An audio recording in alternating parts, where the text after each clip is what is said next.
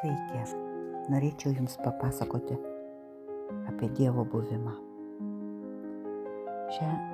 Šį nutikimą patyriau keliaudama Italijoje šį rudenį. Man teko apsistoti už Latinos, kokį 10 km esančiame Borgo Sabotinos miestelyje. Tiksliau, viešbutis buvo dar nuo Borgo Sabotinos apie 5,5 km. Sunkiai nuvykau ten, kadangi važiavau be automobilio, su viešuoju transportu, su traukiniais.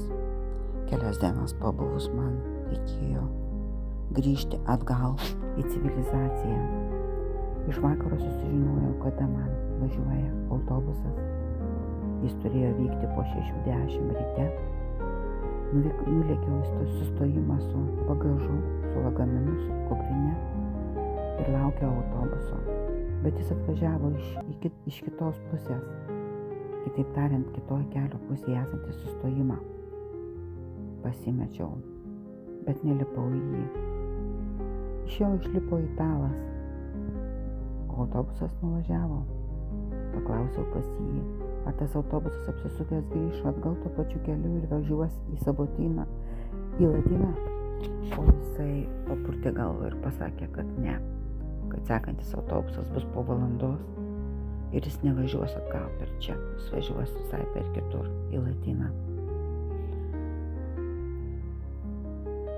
Jausdama didžiulį stresą, kadangi man už kelių valandų turėjo būti traukinys, o aš dar buvau 15 km nuo geležinkelio stoties, aš su lagaminais po 6 ryto keliavau į Borgo Sabotino sustojimą. 5 km praėjau, radau sustojimą, sustojau ir laukiau autobuso. Stovėjau, laukiau ir verkiau. Jaučiau tokį bejėgiškumą ir tokią neviltį, kad aš niekaip negaliu išsikrapštyti iš tos vietos. Nesvarbu, kad ji labai gražiai, jūs matote mano video, koks gražus joje yra paplūdimys. Aš stovėjau ir verkiau ir prašiau Dievo, Dieve, padėk man, kodėl tu mane apleidai. Ir Dievas mane išgirdo. Jis man atsiuntė 2 angelus.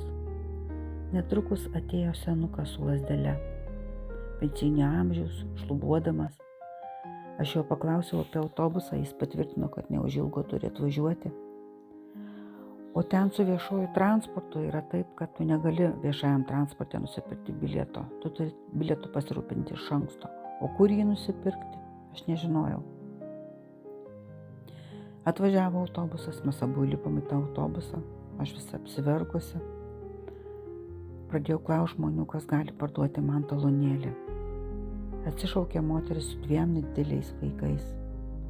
Jinai neėmė iš manęs pinigų išvis už abudu tuos talonus, nes man reikėjo 2. Aš turėjau grįžti į Latiną ir iš Latinos paskui dar beveik 5 km važiuoti iki traukinių stoties. Kad ir kaip siūliau jai pinigus, jinai neėmė iš manęs pinigų. Išlipome Latinoje, tada senukas parodė sustojimą, kur aš turiu važiuoti iki geležinkelio stotį. Visą tą laiką senukas buvo prie manęs. Moteris išlipo su vaikais Latinoje, o senukas mane lydėjo. Mes važiavome į geležinkelio stotį ir aš verkiau. Niekaip negalėjau sustabdyti ašarų, jos nenumaldomai tekėjo mano skruostais, o jisai uždėjęs ranką man, savo ranką ant manosios, raminančiai žiūrėjo į mane ir linksėjo galvą, kad viskas bus gerai. Atvažiavome į geležinkelio stotį, jis palydėjo mane iki perono ir tik tada atsisveikinęs pasišalino. Tokiu būdu, kai aš pasakojau draugiai visą šitą istoriją, jinai sakė, kad pats Dievas pas mane atėjo ir mane palydėjo geležinkelio stotį. Dar ir dabar man yra labai sunku apie tai kalbėti. Nes tai, ką aš patyriau tada toj Borgo Sabotinoje, tai buvo taip sunku ir taip nevaldoma. Ir reikiamų metų Dievas išgirdo mane, atsiuntė man 2 angelus. Esu labai dėkinga jam už tai. Ačiū jam.